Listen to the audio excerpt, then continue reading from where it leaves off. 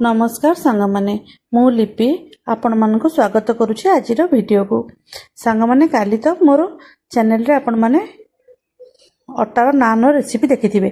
ता सहित खाइबा पई मु गोटे नुवा प्रकार रे पनीर बनाइथिली। से रेसिपीटी मु आज आपण मानक पाखरे शेयर करुछि। देखंतु प्रथमे मु आधा केजी पनीर नेछि। से पनीर को एभली काटिकरी मु तेल रे छाणी नउछि।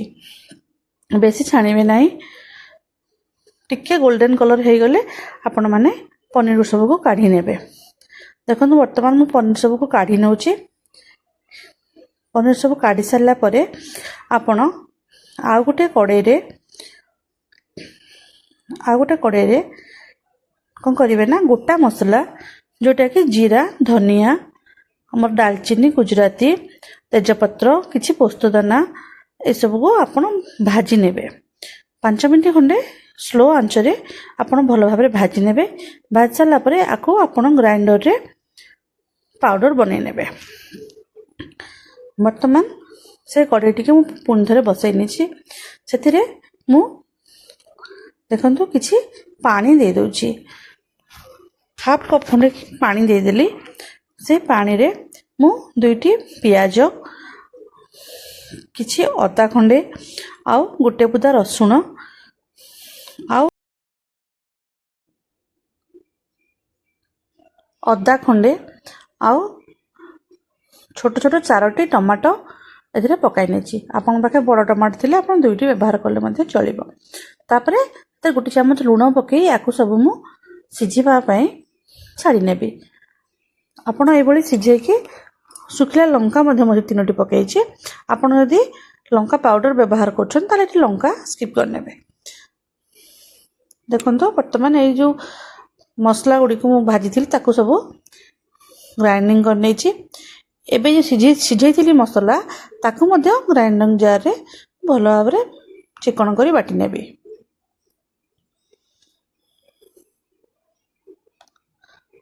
संग माने जे आपन को मोर रेसिपी भल लागो त लाइक, शेयर और सब्सक्राइब करिया को भूलिबे नाही। देखंतो ए सब को बाटी नेबी प्रथमे। तापरे मु से कड़ाई को धोई के आउथरे बसै नेछि। सेथिरे मु किछि रिफाइन तेल तो नुहे, मु बादाम तेल यूज करूछि। आपण माने आपण पसंद मुताबिक तेल व्यवहार करिवे। किंतु सोरष तेल रे रांधले तार पनीर फ्लेवर टा टिके अलगा लागि थाए। सेति पय सोरष तेल व्यवहार करिवे नाही। एटी मु 2 चम्मच तेल कड़ाई रे पकाई नेछि।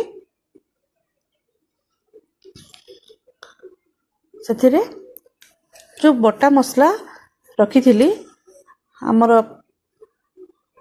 टमाटो, पियाज, अदा, रसुण सेही पेस्ट को मु एथिरे दे नेबी। जेतु छडा सब सिझी जाईछि हमको बेसी कसिबा को पड़िबो नाही। केवल तेल यदि मसला छाड़ी सारला परे आमे नेक्स्ट प्रोसेस को जिबो। देखंतु एको भलो भाबरे एभली मु कसी नउछि। आको 5 मिनिट खंडे लागिबो आपनकर कसिबा पई।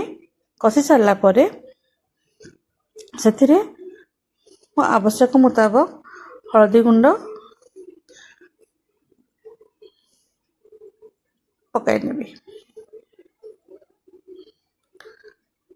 सांग माने मो रेसिपी भल लागुथिले आपण माने लाइक, शेयर करबा सहित आ बेल आइकन टी को मध्ये आपण माने क्लिक करनेबे, जहा फल रे नुआ नुआ नोटिफिकेशन आपण मन पाखु आसी परिबो।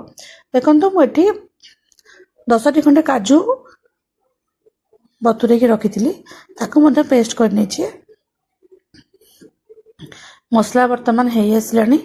एथिरे मु जो गुंडा मसला रखिथिली ताकू ऐड कर देमी।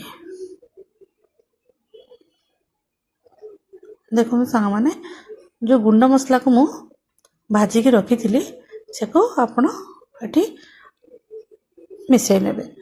आपण को जदी राग भल लागे ताले आपण एथिरे मसला भाजिला बेले 4-5टी गोलमरीच मध्य ऐड करिवे। ଦେଖନ୍ତୁ ମସଲା ପ୍ରାୟ ହେଇ ଆସିଲାଣି। ଏବେ ମୁଁ ସେଥିରେ ଆବଶ୍ୟକ ମୁତାବକ ହଳଦୀ ଗୁଣ୍ଡ ଆଉ ଲୁଣ ଦେଇଦେମି। ଯେହେତୁ ମୁଁ ଆଗରୁ ଲୁଣ ଦେଇଥିଲି, ଏବେ ମୁଁ କମ୍ ଲୁଣ ଦେଇଛି। ତାପରେ ପନିରକୁ ପକେଇକରି ଭଲ ଭାବରେ କଷି ନେବି। ଦେଖନ୍ତୁ ସାଙ୍ଗମାନେ, ପନିରକୁ କଷି ସାରିଲା ପରେ ମୁଁ ଅଧା କପ୍ ଖଣ୍ଡେ ଗରମ ପାଣି, ଏଥିରେ ଉଷୁମ ପାଣି ଦେଇଛି। ଏବେ ଯେଉଁ କାଜୁ ବାଟିକି ରଖିଥିଲି ତାର ପେଷ୍ଟକୁ ଦେଇ ଦେଉଛି। ଆପଣ ଚାହିଁଲେ ମସଲା କଷିଲା ବେଳେ ମଧ୍ୟ କାଜୁ ଦେଇପାରିବେ, କିନ୍ତୁ ଯେହେତୁ ମୁଁ କାଜୁଟା ବତୁରେଇକିରି ଭାଜିକି ବତୁରେଇଥିଲି, ତେଣୁ ମୁଁ ଏଟାକୁ ଏବେ ଏଥିରେ କିଛି କସ୍ତୁରୀ ମେଥି ଗୁଣ୍ଡ ପକାଇ ନେବେ। ବର୍ତ୍ତମାନ ଆମର ପନିର ରେସିପି ହେଇସାରିଛି ସାଙ୍ଗମାନେ। ଧନ୍ୟବାଦ, ନମସ୍କାର।